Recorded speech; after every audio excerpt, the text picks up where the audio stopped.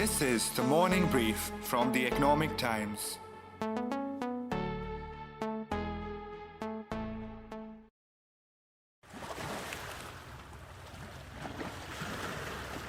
Bery, a single mother, left her homeland with her children and 2 pairs of clothing, clinging on to just hope as she braved the rough seas and made her way to India, dreaming of a place where she wouldn't have to pay princely sums to put 3 square meals on the table.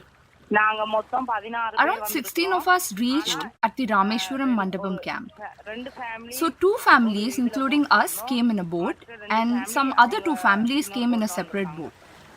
Bery is one of the 16 Sri Lankans who's being housed at Mandapam camp in Tamil Nadu, waiting for a decision to be taken on how economic migrants from Sri Lanka will be classified. Her reasons for escaping, though, were simple. My name is A. Bery. I'm 28 years old. I'm from the Manna district in Kokupadayan, Sri Lanka. I lost my husband and I'm survived by 2 kids. I could not go out for a job because there's no one to take care of my children.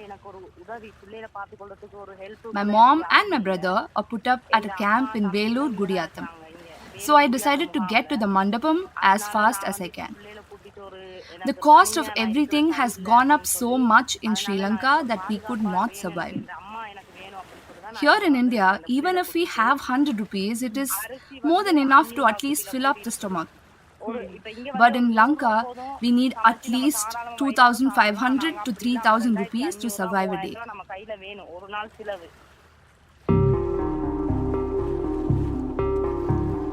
Sri Lanka is staring at its worst economic crisis since independence in 1948. It is struggling to cough up enough foreign currency to pay for imports, which in turn has meant empty shops and a shortage of essential goods and items like medicine, fuel, milk powder, cooking gas, and food. But why is that our problem? To begin with, it's the geography. The distance between Dhanushkodi in Tamil Nadu and Talaimanar in Sri Lanka is just about 25 kilometers. Then comes the demographics. Nearly 24% of the Sri Lankan population, especially in the northern parts, are Tamil speaking. So, just as the first set of refugees get washed up on our shores or get saved by our coast guards, their problem is very much our problem. It always has been. But today, Sri Lanka holds a lot more relevance than just a few refugees trickling in. It's the theatre of strategic naval, maritime, and commercial dominance between 2 large Asian powers, India and China. It's Tuesday, March 29th, and I'm your host, Dia Rekhi, and you're listening to Sri Lanka's Crisis, India's Concern on the Morning Brief.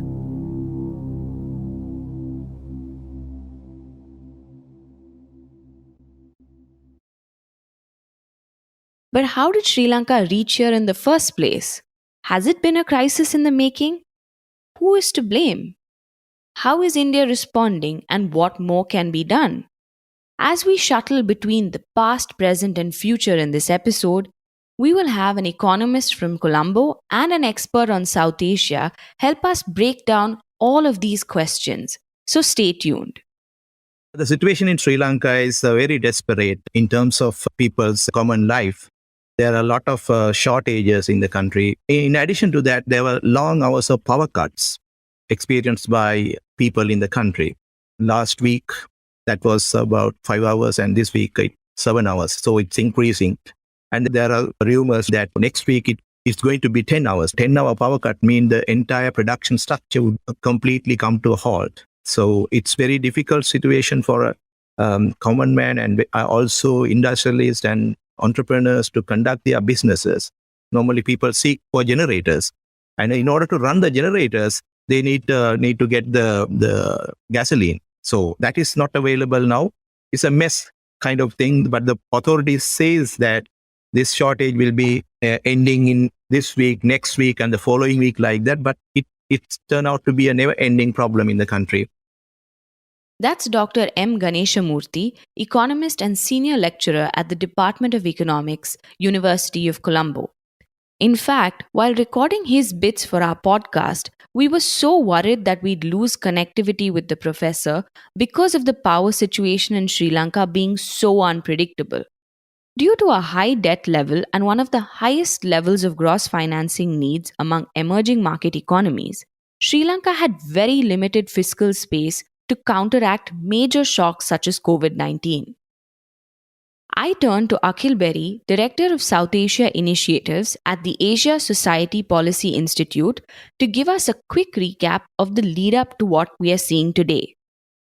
The origins of the current crisis, I would say, go back to 2007, when Mahinda Rajapaksa, the current prime minister, was president, and Sri Lanka was looking to finance its infrastructure spending. So at the time, the government tapped into international bond markets to try to finance this infrastructure boom. And Sri Lanka is now in a position where some of these bonds are maturing, and also the interest payments on those bonds are causing a drain on Sri Lanka's economy. In terms of the governance aspect, since President Gotabaya Rajapaksa came to power, there have been a number of questionable policy decisions that have really helped exacerbate this crisis. When he came to power, one of his first acts was to cut the value-added tax as well as the income tax. The other thing, and this could not really have been foreseen, there are two kind of big issues that also have put pressure on Sri Lanka. So the COVID-19 pandemic, for example, that really hurt Sri Lanka's economy. Actually, if you read this Article 4 report, which the IMF published, the IMF staff clearly states that Sri Lanka's debt is unsustainable. And I think one of the biggest issues with the Sri Lankan government is that it refused to acknowledge the scale of the crisis. The government, and especially the Central Bank of Sri Lanka, continuously said there's no issue, and they opted for other policies, including printing money at a massive rate. So, for example, in 2020, Sri Lankan money printing was about 500 billion rupees. Last year, it was 1.2 trillion rupees. And this was done in order to keep interest rates down amidst a surging budget deficit. And unfortunately, this has had an inflationary impact on the economy. So last year, Sri Lanka's inflation rate reached about 14%. But there's more to the story. Dr. Ganeshamoorthy said that the ruling government was very much in the know about what was happening and turned a blind eye despite repeated warnings. The experts and even some professionalists and the academics in the country have warned the government very well in advance. There's going to be a situation like this. But the government never listened to these ideas, or actually they even believed this will lead to a kind of situation like this. Actually, the central bank governor, the present one, when he took over, he said that all these issues of opposition's conspiracy, so the play down all these grave situations, and that would be the major reason for this.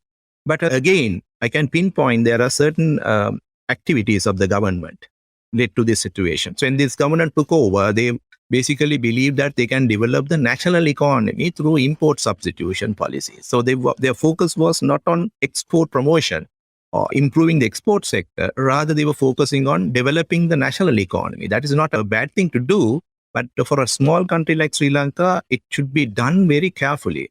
On top of that, the government had initiated all of a night, single night, the government said you can't use the chemicals in agriculture sector. So green agriculture, overnight transformation.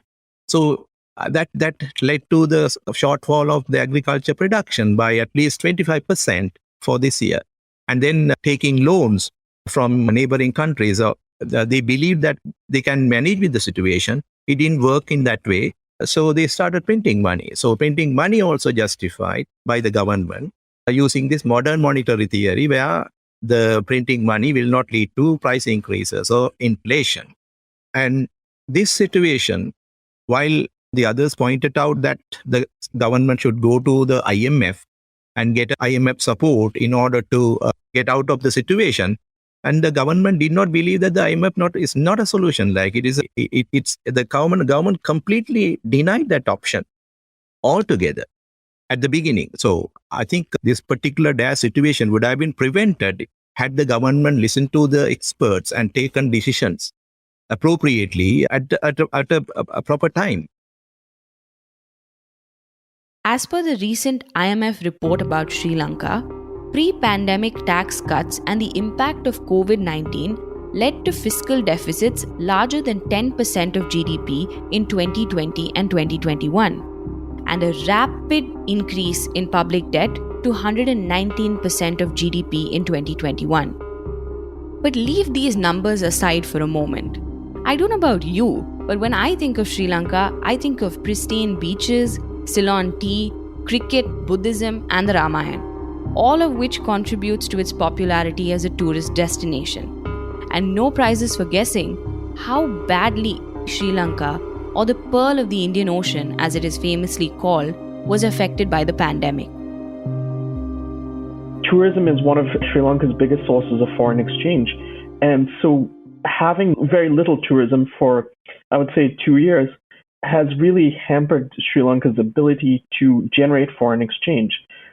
And again, another situation that could not have been seen, but the Russia-Ukraine crisis, it's had multiple effects on Sri Lanka. With oil hitting over $100 per barrel, that has put a massive strain on Sri Lanka's foreign exchange reserves, which are only about 2.3 billion, if I remember correctly.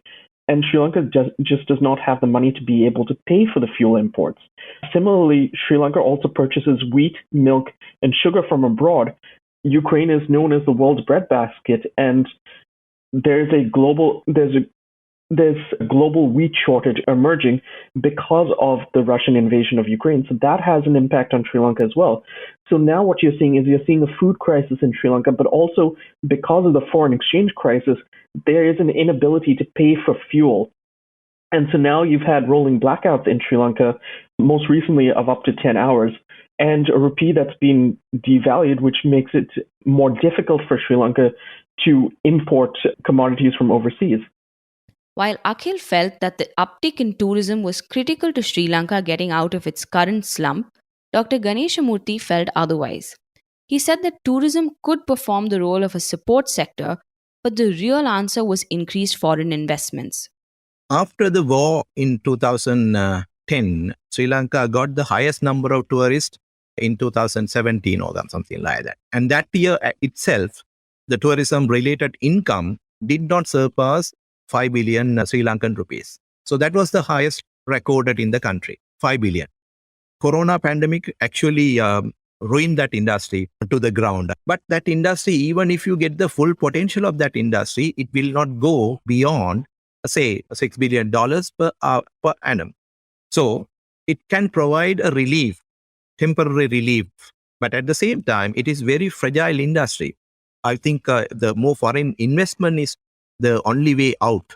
It should encourage the investors to come and invest in this country rather than just focusing on fragile industry like tourism. Also, here's another thing about tourism that should be highlighted. The professor mentioned that Sri Lanka at this point cannot offer much to tourists with the shortage in essentials as well as the prevalent power cuts. There's also the fact that the Maldives has been gaining a lot of edge over Sri Lanka as the destination of choice for Instagrammable vacations. But there's no denying that India and Sri Lanka's ties go back a long way. Sri Lanka finds itself in a bit of a spot though, with not just India but China too actively working on the ground to make its presence felt. Here's what Dr. Ganeshamoorthy had to say. The two countries have their economic interests in the country, in Sri Lanka. When you look at the Hambantota, the southern port, and also even Colombo port, one pier has been given to China to maintain. And also the huge Chinese investment, the Dream project, the port city is entirely invested by the Chinese. At the same time, the eastern province, the oil tanks have been given to India. So India and China are equally investing in the country.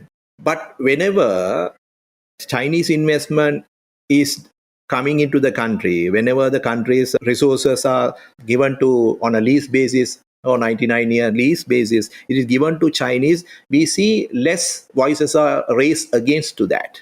But when something is given to India or America, immediately we can see the repercussions from the media and also the opposition parties. But I would see the rescue part of the Sri Lankan economy at the moment I think, is supported by everyone. In this crisis, Sri Lanka has turned to other countries for help, including India. On the 17th of March, India announced a $1 billion line of credit to Sri Lanka to procure food, medicines, and other essential items. Last month, India extended a $500 million line of credit to Sri Lanka to help it buy petroleum products. But ironically, one of Colombo's closest friends, China, has actually added to their problems and turned out to be less dependable than they had hoped. Sri Lanka has been borrowing recklessly from China over the last few years to fund its infrastructure projects. Before the pandemic, Sri Lanka owed China about $5 billion, amounting to 10% of the country's external debt that is dominated by sovereign bonds. So I asked the professor about what Sri Lanka's foreign policy is like and whether there's been a lapse in judgment. Sri Lanka's foreign policy is a non-alignment foreign policy anyway. But from time to time, Sri Lankan different governments have shown that they are lenient towards China or a Western world from time to time. For this government, the present regime is more towards pro-Chinese or pro-left-wing lenient. They wanted to do more with China, and China was so generous to invest in, rather not to invest, but to give loans to build up these infrastructure projects like port, airport, and also there's a communication tower in the country, and also all these highways. These were dream project of the government.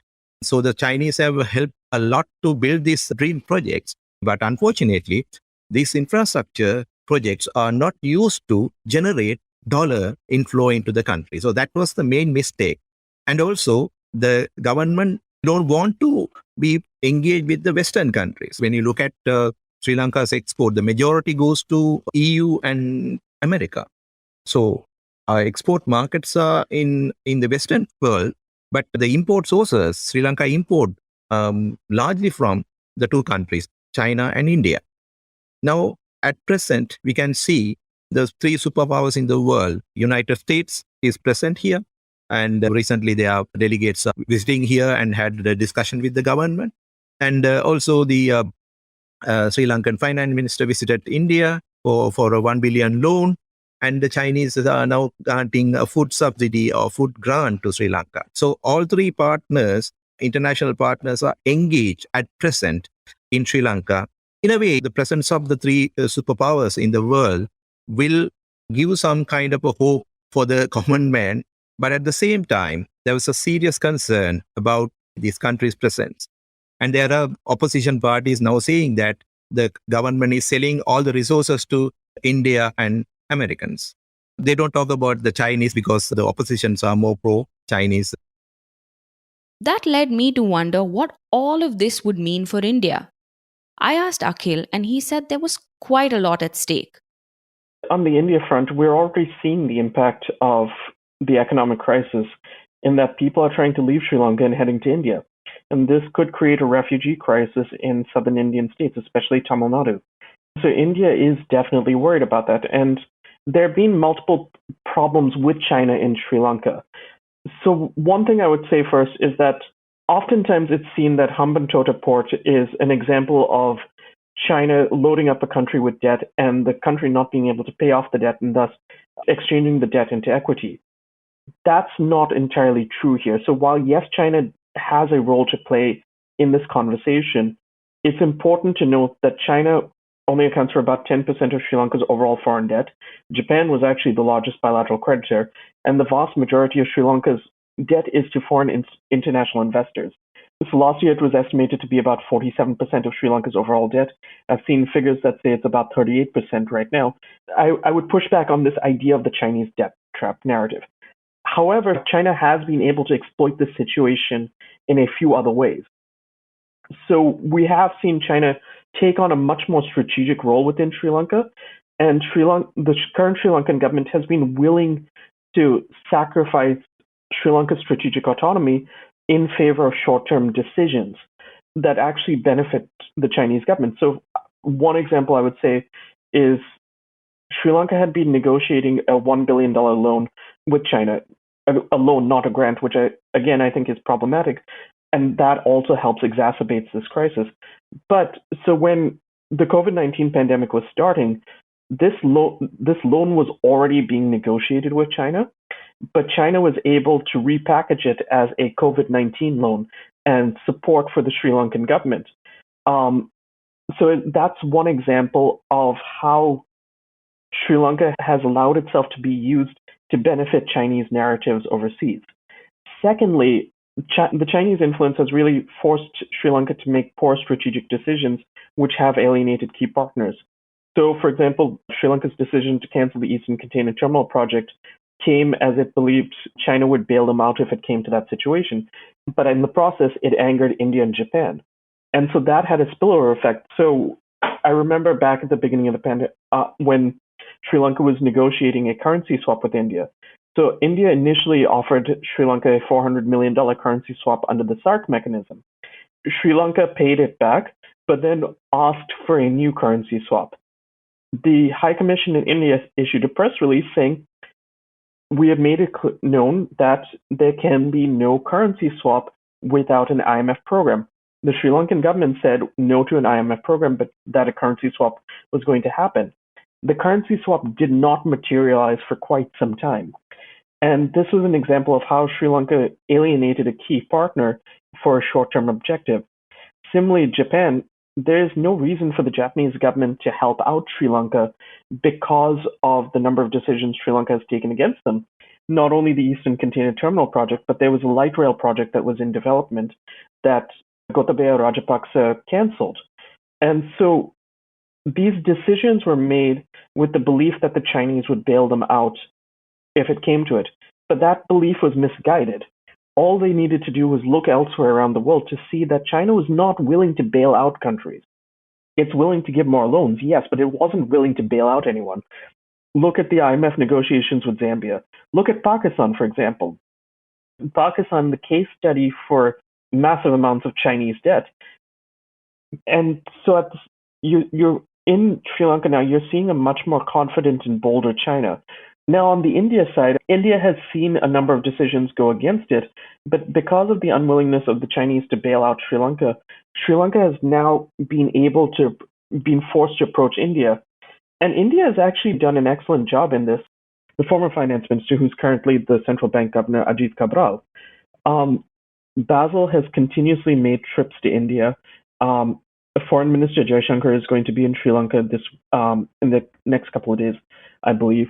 It's still not bailing out Sri Lanka, but it is coming to Sri Lanka's aid at a time when other countries are not, by issuing the credit lines to Sri Lanka for food and fuel and essential commodities, but also encouraging and also getting some of its strategic interests met, such as the development of the Trincomalee oil fields. So I think those are signs of diplomatic victories that India has that China has not had. Tamil Nadu is no stranger to Sri Lankan refugees. Hordes of Sri Lankan Tamils have sought refuge in Tamil Nadu, fleeing war and hostilities on the island for decades. But the 16 Sri Lankan Tamils who arrived on the Rameswaram coast this time around were different. They were fleeing food shortage and economic misery. Here's what S. Mary Jalini told ET. Getting food every day is difficult in Sri Lanka. Kerosene, diesel prices have gone up so much. My husband is a fisherman, and without kerosene and diesel, how will we manage? My husband stopped working, and that's why we had to come here. I had some gold jewelry, which I sold off for money. Other things and furniture we had in our home have also been sold to get some money. I was also working, but I have a daughter, so to keep her safe and be at home, I left my job.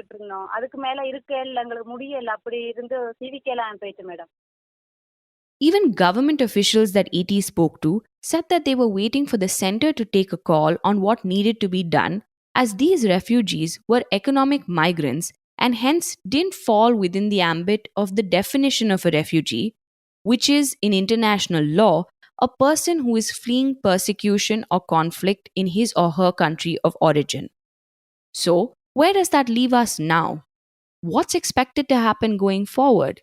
Is it going to get worse, or is there some respite for Sri Lankans? I know you have a lot of questions. I did too. And that's exactly why we got both our guests to tell us what they expect going forward. And here's what they had to say. Even if the government goes to the IMF discussion right now, today, it will take at least 6 months to get the support of the IMF, the funding, the tranches. But the IMF seal of approval is a sine qua non. It's very important for Sri Lanka to obtain loan from other sources. Sri Lanka so far has taken IMF supported programs or loans 16 times, and this is going to be the 17th one. So engagement with the IMF would be useful for the country to get at least some kind of a soft landing of the economy. But the IMF conditionalities would be very, very strict. So I'm encouraged by the fact that they're finally seeking the IMF's help. This should have been done a long time ago. And unfortunately, there's going to be a lot of pain in the short term. But I think you're starting to see Sri Lanka becoming a flashpoint for the US-China competition. I do believe they are going to have to renegotiate their debt payments with international creditors first and approach the IMF for a long-term program that ensures that they're on a path to fiscal sustainability. However, to get to that point, it is going to require painful decisions by the government, including cutting public sector workers, reforming state-owned enterprises, maybe even privatization. The question is, does the government have the political will to be able to do that? The government does have a massive majority in parliament. The next presidential elections are not until 2024 and the parliamentary not until 2025. So even though there are massive protests against the government, I don't think that's going to lead to the downfall of the Rajapaksa brothers. However, the economic situation is going to deteriorate. Here's the thing. Sri Lankan Prime Minister Mahinda Rajapaksa and President Gotabaya Rajapaksa find themselves in the line of fire currently. But both our guests said that if they manage to pull off the IMF assistance, they still have a chance of coming out with just a few nicks ahead of the 2024 Sri Lankan presidential election and the prime ministerial election in 2025. It is a grim reminder of just how important it is for a country to have strong economic policies, a government with foresight, and a prudent foreign policy to tide over the uncertainties that are becoming part and parcel of our everyday life. Thank you, Dr. Ganeshamoorthy and Akhil, and a special thanks to Kiran Somvanshi and Bhavya Dilipkumar from ET. I'm your host Dia Rekhi, and you're listening to Sri Lanka's Crisis, India's Concern on the Morning Brief. If you like this episode, please share it on your social media. The Morning Brief airs every Tuesday, Thursday, and Friday. Thank you and have a great day. Producers Surbhi Modi from ET and Swati Joshi from Awaz. Sound editor Saundarya Jayachandran from Awaz. Executive producer Arijit Barman. All clips used in the episode belong to their respective owners. Credits mentioned in the description.